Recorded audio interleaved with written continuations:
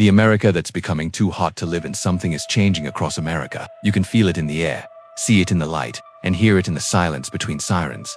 It's not just the heat, it's the sense that something familiar, something safe is quietly slipping away.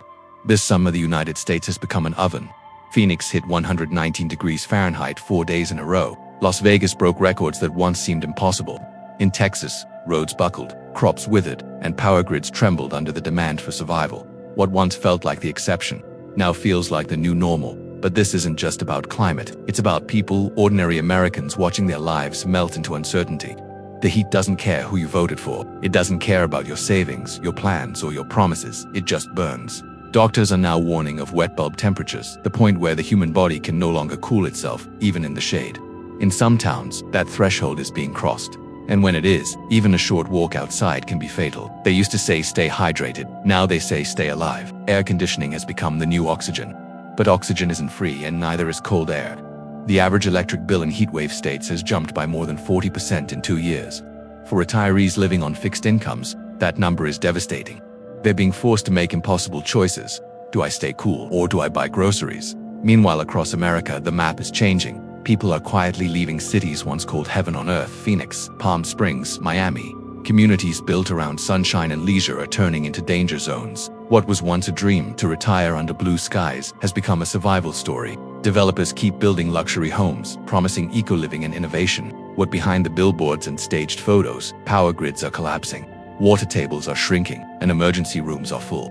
It's as if the country is chasing an illusion, selling paradise while living in crisis. And yet, you rarely hear the truth spoken plainly.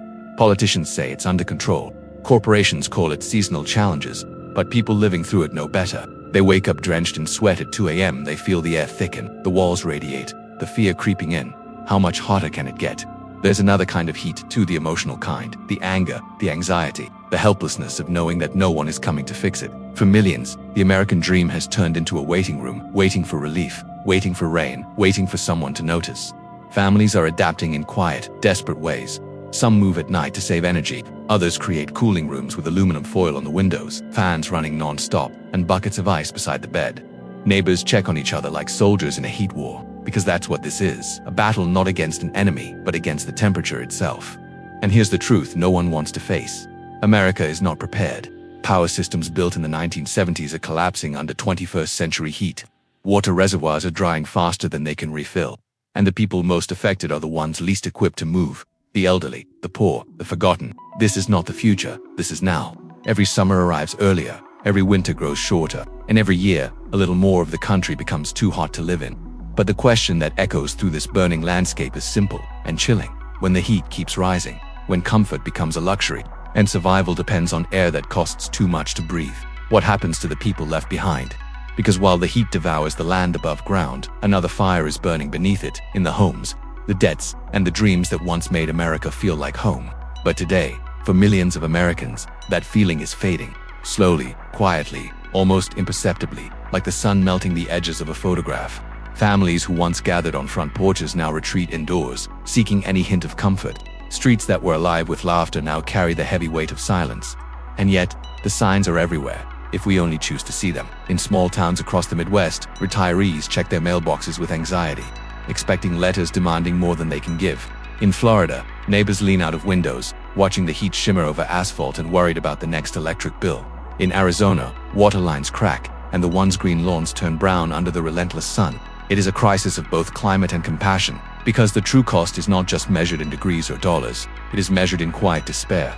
In friendships strained by relocation, in dreams abandoned because the cost of living has grown too high, and in the elderly couples who once worked their entire lives, only to realize that the security they fought for is no longer guaranteed.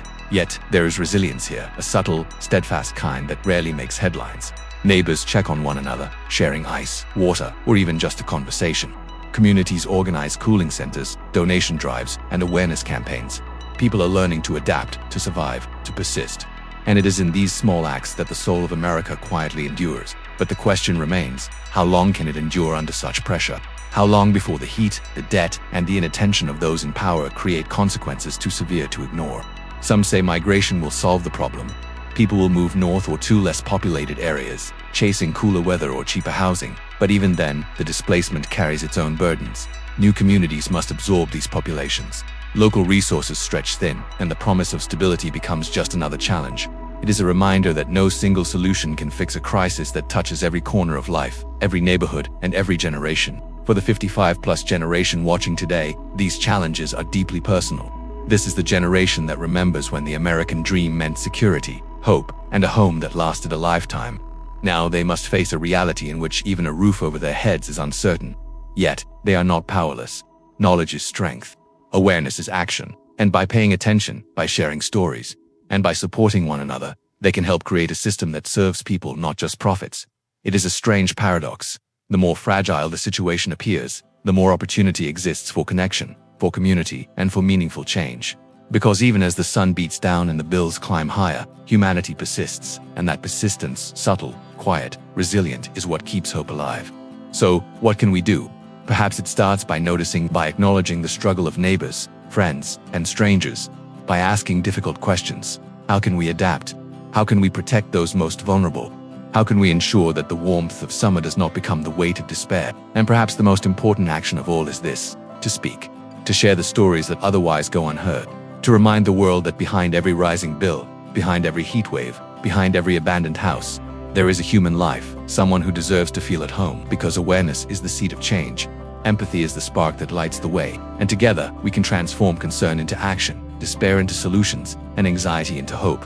If this story resonates with you, if you've ever felt the heat, the uncertainty, or the quiet anxiety of watching a neighborhood change, then carry it forward. Tell someone, share what you see, support those who are struggling, because the first step toward making a difference is to notice, to care, and to act, not tomorrow, but today. Even as the heat waves persist and housing costs rise, life goes on. People adjust, they innovate, they find ways to survive, and sometimes even to thrive. For Americans over 55, this period of life has always been about reflection and security, a quiet home, financial stability, and the ability to enjoy long-awaited moments with family and friends. But reality has changed. The retirement, once imagined, with leisurely mornings and peaceful summers, has become a careful balancing act. Communities are adapting in small but meaningful ways. Neighborhoods organize cooling stations in libraries, churches, and community centers. Friends check on one another when temperatures soar. Families learn to manage energy costs by adjusting routines, sharing tips, and conserving wherever possible. Even technology has become a lifeline: apps that track energy use, alert systems for extreme heat, and virtual communities to share resources. Yet, beyond survival, there is aspiration. People still dream of security, comfort, and dignity. Retirees speak of moving closer to grandchildren, finally taking that road trip, or learning new skills online. They seek purpose, connection, and experiences that give meaning to the years ahead. This is a generation that knows resilience. They have weathered economic downturns, health challenges, and personal loss. And now, they face a world transformed by climate and economic pressures. The challenge is not just external, it is also internal. How to maintain hope and dignity when everything feels uncertain, and yet, they persist. Gardens flourish on rooftops and patios. Books are read by sunlit windows. Hobbies once postponed are rediscovered. Communities gather for shared meals and conversations about the future. It is a quiet defiance, an assertion that life, even under pressure, is worth living fully. But the realities cannot be ignored. Rising costs, unpredictable weather, and a housing market that seems increasingly unattainable continue to shape decisions. Many must make compromises, moving to smaller homes, relocating to cooler regions, or adjusting lifestyle expectations. Yet these adaptations are also stories of resilience, of innovation, and of human determination. And as they navigate this new world, there is a lesson for all. Life cannot be paused, even in the face of uncertainty. The measure of success is not just comfort or wealth, but the ability to adapt, to connect, and to find meaning despite challenges. In many ways, this generation is teaching younger Americans a profound lesson: that stability is not given, it is built; that security is not inherited, it is earned and maintained through vigilance, cooperation, and compassion; and that home is not only a place, but a sense of belonging, connection, and shared humanity. So as you watch, consider what it means to truly support those who have shaped the world we live in, to ensure that the years meant for reflection, relaxation, and joy are not consumed by uncertainty or fear. Because even in a world that feels hotter, faster, and more unpredictable than ever, there is room for hope, for dignity, and for meaningful life. The pursuit continues quietly, resiliently, and with intention. And perhaps the most powerful thing we can do is to notice, acknowledge, and share these stories, giving voice to those navigating the challenges with courage and grace. After all, the true measure of a society is not how it celebrates success when all is easy, but how it cares for its people when the world becomes difficult.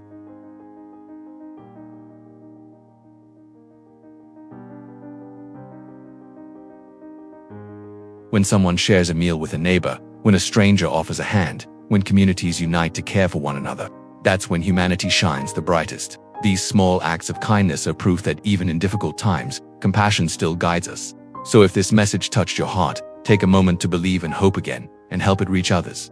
Subscribe to this channel, leave your like, and share this video with someone who might need a little light today, because hope multiplies when we pass it on.